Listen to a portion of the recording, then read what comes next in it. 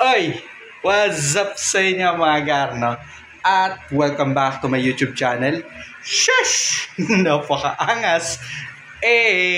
Since nag-uulan-ulan ngayon mga gar, kaya gagawan ko kayo ng isang masarap at mainit na putahe. Tara, let's go! So ito mga gar, maghihiwa muna tayo ng bawang, sibuyas at ng luya. Tara, let's go! So ito mga gar, sisimulan natin sa ating mantika. Alright. Then lalagay na natin ang ating bawang, sibuyas, tsaka luya mga gar. Ayan. At meron tayo dito mga gar, isang pirasong hita ng manok. Bale, ito yung gagamitin nating pang sahog. So ito mga gar, nalagay na natin yung sahog natin na manok. Then proceed tayo sa next step. Next naman natin ilalagay mga gar, isang ating malagkit na bigas. Ayan.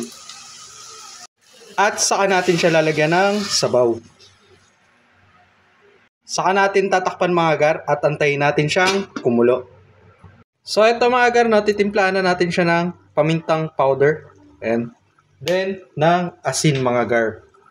Timplado na siya mga gar, kaya lalagyan na natin siya ng matcha powder. Ito. And dahil matcha chicken arroz caldo to mga gar. Alright. Tapos haluin na natin.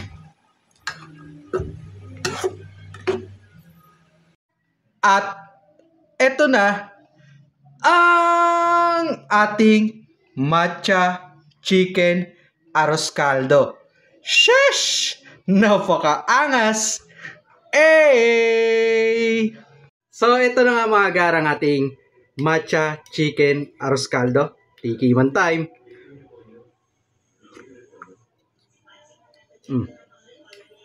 Sapul ang matcha.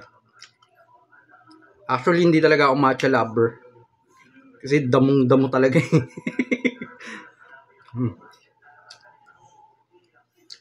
Medyo na pa sobra lang yung lagay ko siguro ng matcha.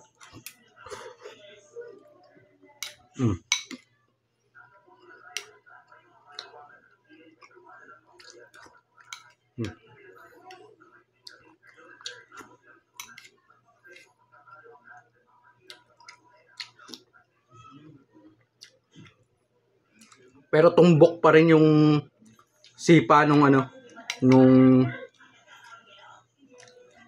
tawag dito, nung luya.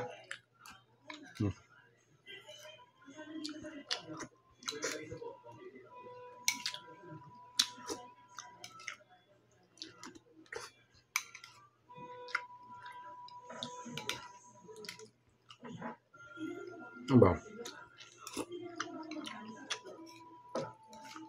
Yung iba kasi kumakain ng luya, pero ako hindi.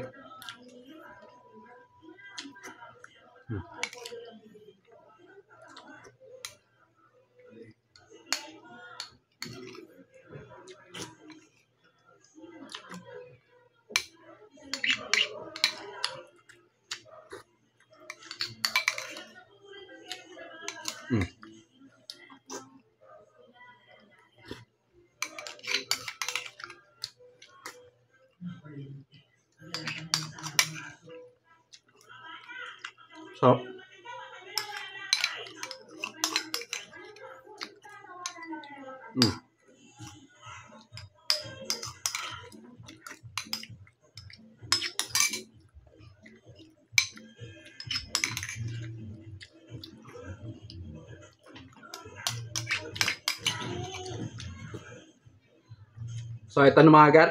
Hanggang dito na lang. Peace out!